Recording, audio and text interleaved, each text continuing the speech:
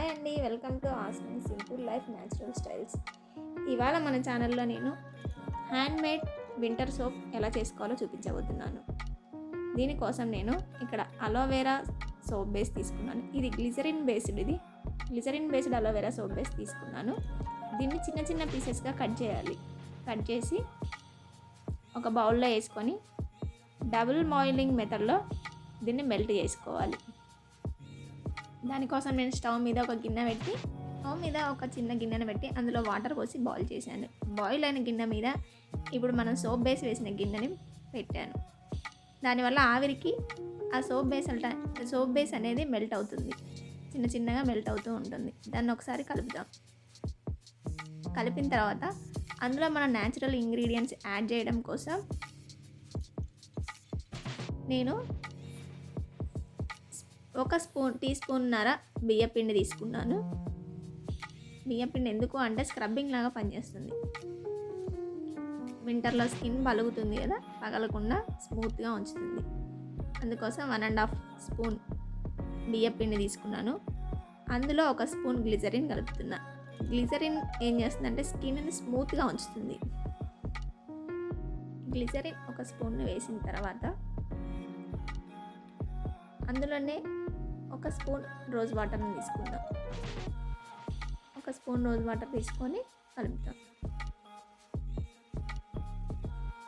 Rose water ఎందుకు అంటే skin మీద ఏమైనా పింపుల్స్ కానీ అలాంటివి ఏమైనా ఉంటే క్లియర్ చేస్తుంది, స్కిన్ని క్లియర్గా ఉంచుతుంది. అలానే ఫ్రాగ్రెన్స్ ఆయిల్ కలుపుతున్నాను, సోప్ మంచి స్మెల్ రావడం కోసం. ఇక్కడ నేను లావెండర్ ఎసెన్షియల్ ఆయిల్ తీసుకున్నాను. ఒక 10 డ్రాప్స్ వరకు అందులో వేసాను.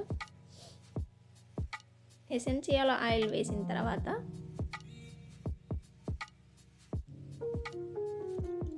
ఒక 1/2 స్పూన్ పసుపు వేస్తున్నాను. పసుపు వేయడం వల్ల ఏంటంటే స్కిన్ మీద ఏదైనా బ్యాక్టీరియా ఉంటే చనిపోతుంది. ఇక్కడ అన్నీ మనం పసుపు వేయడం వల్ల ఏంటి అంటే స్కిన్ మీద ఏదైనా బ్యాక్టీరియా ఉన్నా కూడా చనిపోతుంది.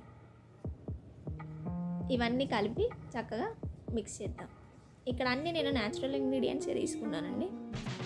వీటి వల్ల మనకి ఎలాంటి ప్రాబ్లము రాదు స్కిన్కి కానీ. సో ఇవన్నీ చక్కగా కలిపి సోప్ బేస్ మెల్ట్ అయిందో లేదో చూసుకుందాం.